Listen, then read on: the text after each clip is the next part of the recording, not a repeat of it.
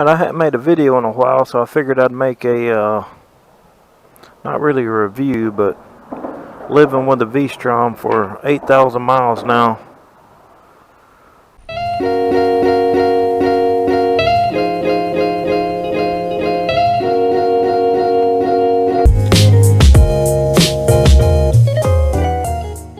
See what I think about it. I bought this thing. It's a 02 V Strom 1000. Paid $2,000 for it. It had new tires on it. The Continental TKC 70s. Well, 8,000 miles later, the tires still look pretty dang good. These are just starting to cup a little bit.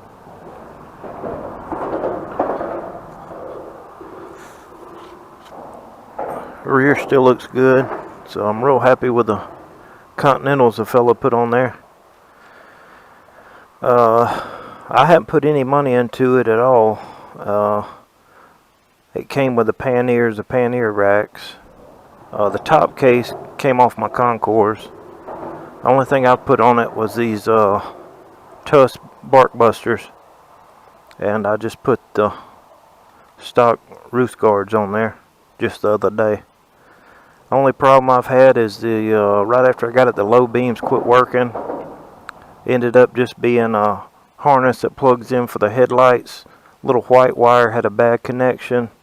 I just clipped it, bypassed it in the harness, and good to go.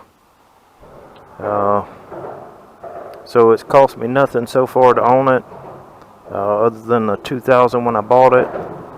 My last tank, the fuel mileage is better, I think, because I ride slower at night coming home from work, just because stuff that might be on the interstate, such as big rigs lose those recaps on the rear tires a lot on the interstate when they blow out and leave a big old strip of rubber or a animal crossing the highway or whatever. And so last tank was 44 miles to the gallon, which ain't bad considering it's a 1000. It's 525 pounds. So I see Ron's not happy with his fuel mileage. He's getting high 30s with a KLR 650, which is a single cylinder and about 100 pounds lighter, 75 pounds lighter, something like that. It's real good on the highway. You can run 70, 80 all day long. Handles well. The brakes are good. Front brakes are real good.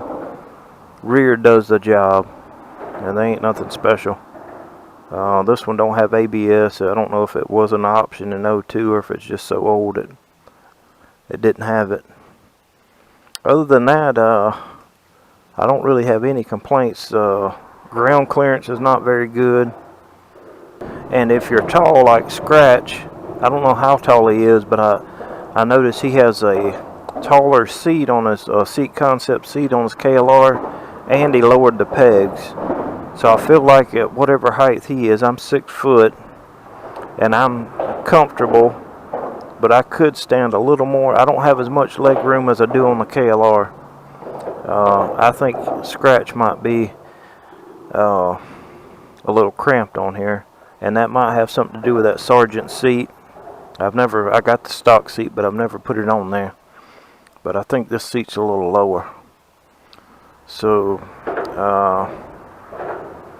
if I had to say something else bad about it, is it's kind of good and bad. The power is from the bottom all the way up to about 7,000. I think the red line's 9,500, but really you might as well shift about 7,000, 7,500, because the power, it ain't really doing nothing after that. But it pulls good from 2,000 RPMs all the way up to 7. But there's no hit of the power. It's just all smooth, steady pulling. So that could be a up or down. I think off-road is good. The bad thing I would say about the power is on the street, this thing's like 100 horsepower. I think it's 98 horsepower or something like that. But if you're